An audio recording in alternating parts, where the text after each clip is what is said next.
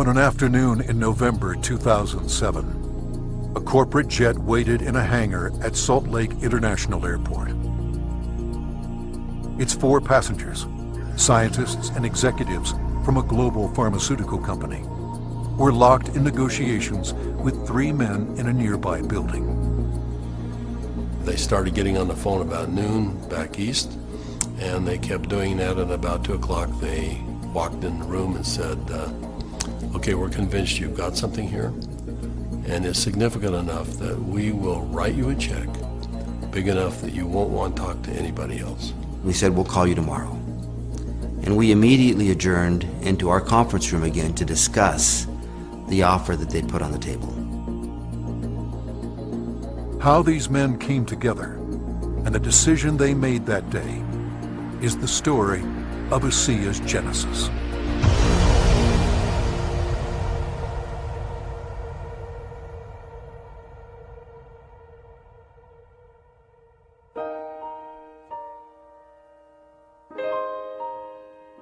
A lot of people have fathers that teach them sports. My father happened to be a great strategist, and from a very young age I recall having discussions with him about what he was doing. At the time he was running fairly large companies, and I can remember driving in the car with him and him talking to me about strategy, about what is strategy and how to think differently about a company. Vertus Norton was well qualified to teach his son. At the time, he was sales planning manager of the billion-dollar beverage division of General Foods Corporation in New York, with responsibility for iconic products like Kool-Aid, Country Time, and others. In 1985, he was recruited by Dart and Kraft and eventually became the head of Hobart Corporation US near Cincinnati, Ohio. 5 years later, he rejoined Kraft General Foods in Chicago as vice president of the Channel Group, managing a billion-dollar pilot business unit that led to the eventual integration of General Foods, Oscar Mayer, and Kraft Foods. Based on his track record, Vertus was asked to help re-engineer the company to increase efficiency in relation to an industry-wide initiative called Efficient Consumer Response. In the subsequent 3 years, Kraft's ECR, or efficiency rating, moved from 10th to 1st place. I've known Vertus for over 25 years, and it was apparent to me immediately that here was a very special man. A man that had wonderful ethics, great business strategies, enthusiasm. There was no question that this man was going to be a huge success, and he is a success.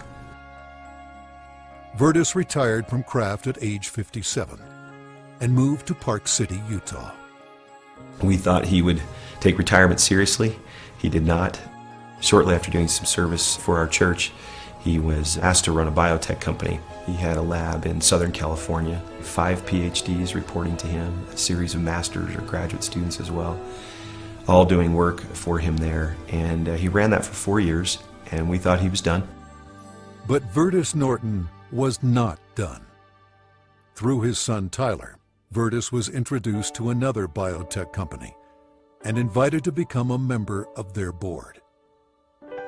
I recall coming to the house one afternoon only to find books strewn about his desk, chemistry and biology books, and I said, now what in the world are you doing now? And he proceeded to tell me that he had been invited to sit on the board of this company that had an incredible technology. And I do recall him saying, but they don't know exactly what they have. And that's an invitation to my dad. He's going to figure it out. He's a puzzler. I was intrigued until they told me it was made from salt water. And I told them, this doesn't sound right, and you're going to have to convince me it's real. They said, well, we can do that. They said, we have a lot of research, and we'll give you some of the best research. You can look at it. And after running a lab and having my association with these people for 4 years, I knew what to look for. And I went through the science, and it was good, defensible science. Then they gave me a list of people to call, and I was calling Harvard, UCLA, University of Washington, University of Indiana, major labs across the United States, and everyone I talked to raved about the product, the way the company was intending for it to be used, And also they raved about the fact that you could drink this product and get a benefit from it. At the time, the product could only be produced in limited quantities through small devices. Highly unstable, it had to be used within minutes of production. But seeing the strength of the product, Virtus agreed to join the board of directors. As soon as I did that, they said, we're going to give you one of these devices to put in your house. We'd like you to become familiar with it.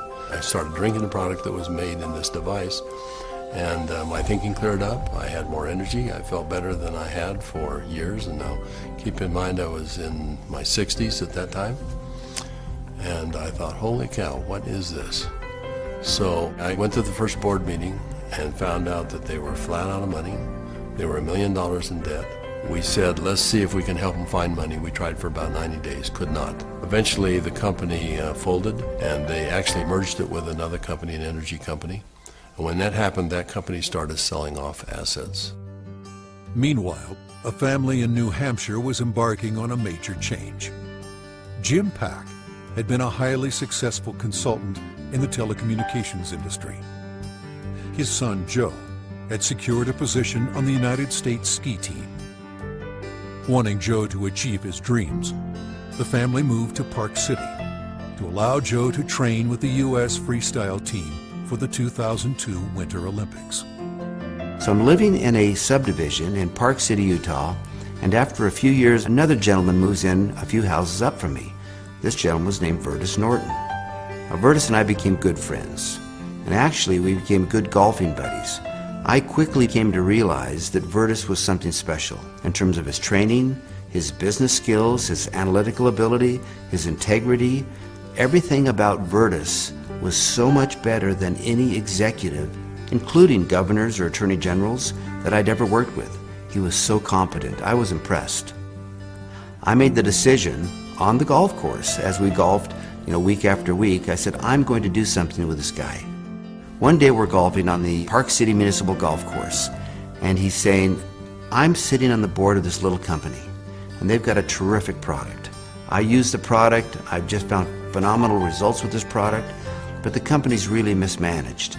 He said, the product is so good that I'm going to put together an investment company and acquire this product. And he pulled a golf cart over on the fairway and reached in his back pocket and pulled out a folded check, business check, that was blank. And he said, you got a pen?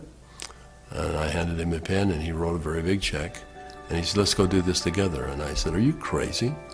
You don't even know what it is. And I said, Virtus, that's true, but I know everything about you. I knew you've done your due diligence. If you're to the point where you want to form an investment company to acquire this technology, I want to be part of it. Let's do it together. And that was the start in the formation of Asea. Of anybody that I've known, my favorite person is Jim Pack. I don't think just because he's brilliant.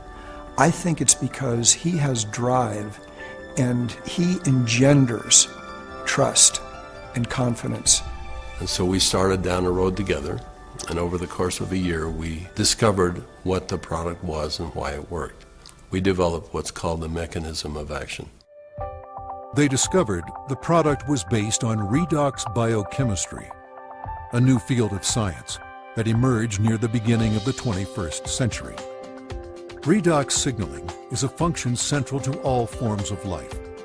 Redox signaling molecules are created within every cell of the body and are vital to the immune system and to cellular repair and replace mechanisms. As one gets older, the body's ability to make these molecules decreases, a function of aging. The product provided a replenishing source of the exact redox signaling molecules the body creates, and in the same balance, enhancing cellular health.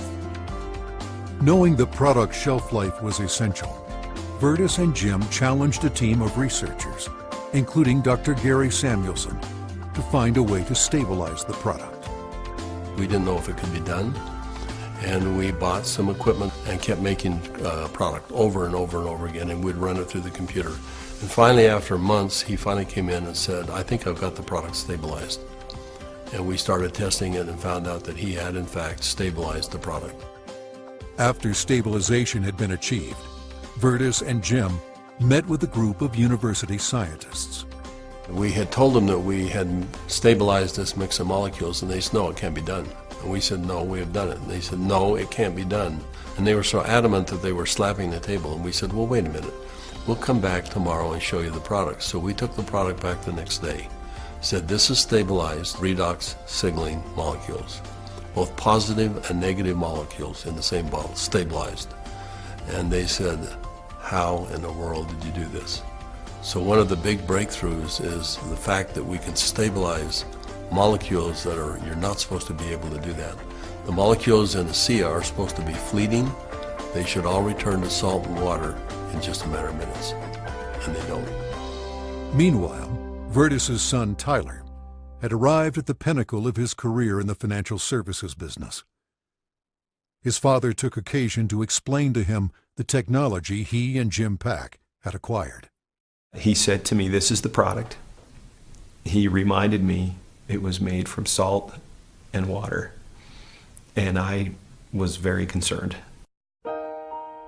At church the following Sunday, I was discussing some of the challenges of some of the members of our congregation, and I had a neighbor friend that we discussed the majority of that meeting, who, despite seeing a number of professionals and trying to solve a challenge that he had a significant issue, they were just not able to really help and find a solution for him.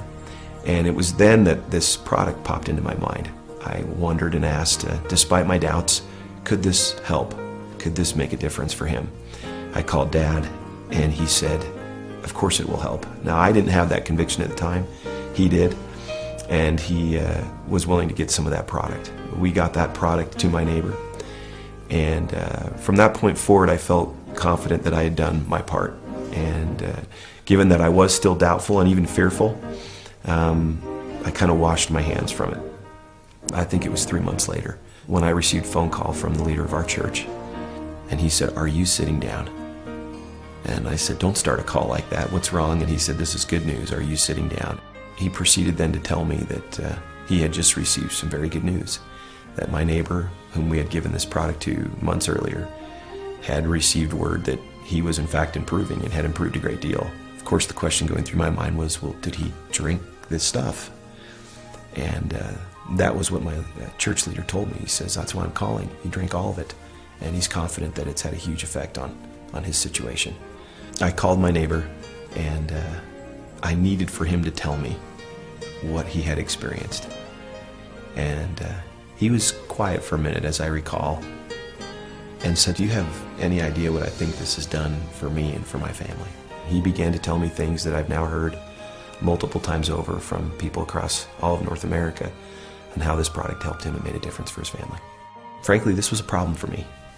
This became a problem for me. It was my first indication that this could be real, this could be meaningful. By this point, Jim and my father had made a significant commitment to this product. They were moving forward. And I started to question kind of what I was doing, and feeling a need to get this product out to the world, watching the impact it was having. And I ultimately resigned in May of 2010 from a significant job, the job I'd spent the better part of 17 years getting to. And it was born of this sense and feeling that this product needed to be given to the world. I've known Tyler Norton for now over 20 years. He is a person who demonstrates integrity in all aspects of his business. He is able to motivate people to do things that are even beyond what they think they can do. You know, this came full circle for me about a few months ago. I happened to be out walking, and I looked ahead and saw a family coming towards me on the street. And as they got closer, I realized it was my neighbor that had been benefited by Asea. And I happened to be on the phone, and so we weren't able to talk. I kind of waved as we acknowledged each other, and he reached in his back pocket and pulled out a sport pouch of Asea, and then kind of subtly bumped his heart. And we didn't say anything, but I understood completely. It brought home the whole purpose of what we're doing. Now that the product was stabilized, Vertus and Jim began studying distribution models, retail, direct sales, internet, and network marketing. But first, they had a question. We actually wondered if people would drink a product that didn't taste very good, even if there was a perceived health benefit. And we said, let's find out. So we decided to find 40 people and create kind of a focus group, and we started giving it to them. We did that for about 2 months, and we said, let's go out and find out where we are with these 40 people.